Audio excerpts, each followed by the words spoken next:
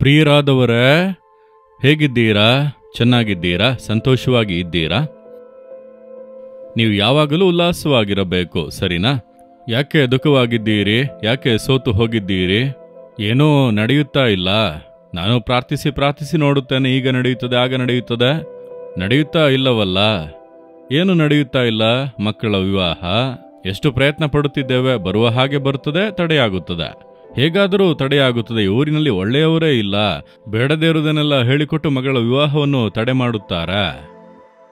ಈ ವ್ಯಾಪಾರ ಎಷ್ಟೇ ಶ್ರಮಪಟ್ಟರೂ ಎಷ್ಟೇ ಪ್ರಯತ್ನ ಮಾಡಿದರೂ ನಡೆಯುತ್ತಾ ಇಲ್ಲ.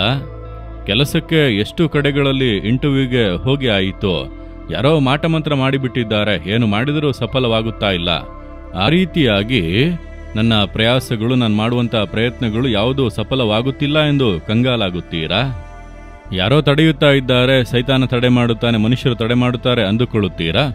ಅದೆಲ್ಲ ನಿಜವೇ. ಸೈತಾನ ಇದ್ದಾನೆ, ತಡೆಗಳನ್ನು ಮಾಡುತ್ತಾನೆ.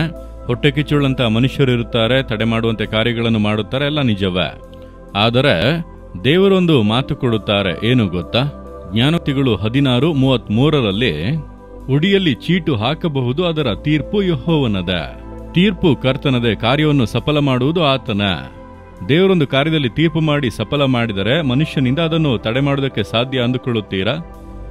ದೇವರೊಂದು ಕಾರ್ಯವನ್ನು ಸಫಲ ಮಾಡಿದರೆ ಸೈತಾನಿಂದ ತಡೆ ಮಾಡುವುದಕ್ಕೆ ಸಾಧ್ಯ ಅಂದುಕೊಳ್ಳುತ್ತೀರಾ? ಹೇಗೆ ಸಾಧ್ಯ? ಆತನು ಎಷ್ಟು ದೊಡ್ಡ ದೇವರು! ಸೈತಾನನ್ನು ಜಯಿಸಿದವನು, ಸೈತಾನನನ್ನು ಕಾಲ ಕೆಳಗೆ ಜಜ್ಜಿದವನು.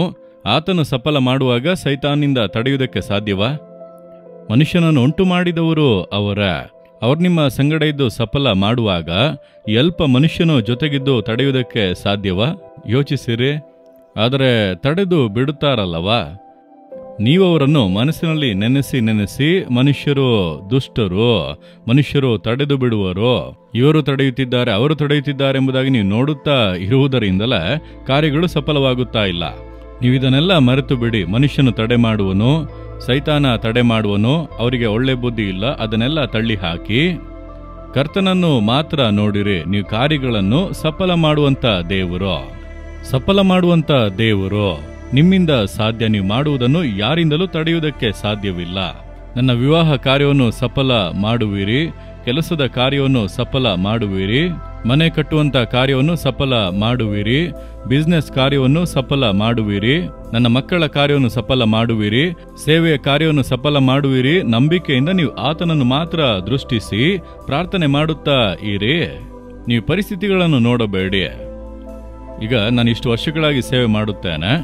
ನಾವು ಗವರ್ಮೆಂಟಿಂದ ಎಲ್ಲ ಪರ್ಮಿಷನ್ ತೆಗೆದುಕೊಂಡೇ ಕಟ್ಟಡಗಳನ್ನು ಕಟ್ಟುವುದು. 40 ವರ್ಷಗಳ ಹಿಂದೆ ದೇವರ ಮನೆಯನ್ನು ಕಟ್ಟುವುದಕ್ಕೆ ಪರ್ಮಿಷನ್ ತೆಗೆದುಕೊಳ್ಳುವುದಕ್ಕೆ ಹೋದರೆ ಅದರೊಳಗೆ ಕೆಲ ಮತ ಭಯೋತ್ಪಾದಕರ ಸಂಘಟನೆಯವರು ಕುಳಿತು ಪರ್ಮಿಷನ್ ಕೊಡಬಾರದು, ಈ ಕಟ್ಟಡ ಕಟ್ಟುವುದಕ್ಕೆ ಬಿಡಬಾರದೆಂಬುದಾಗಿ ತಡೆ ಮಾಡುತ್ತಲೇ ಇದ್ದರು. ನಾವು ಉಪವಾಸ ಮಾಡಿ ಪ್ರಾರ್ಥನೆ ಮಾಡಿದೆವು. ಕರ್ತನು ತಡೆಗಳನ್ನು ನೀಗಿಸಿ ಸಫಲ ಮಾಡಿದನು. ದೇವರ ಗೂಡಾರ, ಸರ್ಕಾರ ಏನೆಲ್ಲ ಡಿಮ್ಯಾಂಡ್ ಮಾಡಿತೋ ಎಲ್ಲವನ್ನು ಪರ್ಫೆಕ್ಟ್ ಆಗಿ ಮಾಡಿದ್ದೇವೆ. ಏನೇನು ಯಾವ ರೀತಿ ಇರಬೇಕು ಎಲ್ಲವನ್ನು ಕೂಡ ಮಾಡಿ, ಕೇಳಿದಂಥ ಎಲ್ಲ ನಾಮ್ಸ್ಗಳನ್ನು ಕೂಡ ಸರಿಯಾಗಿ ಸಬ್ಮಿಟ್ ಮಾಡಿದರೂ ಕೂಡ ಕಲೆಕ್ಟರ್ ಆಫೀಸ್ ಒಳಗೆ ಪರ್ಮಿಷನ್ ಕೊಡಬಾರದು. ಅದಕ್ಕೆಂದು ಕೆಲ ವ್ಯಕ್ತಿಗಳಿದ್ದಾರೆ.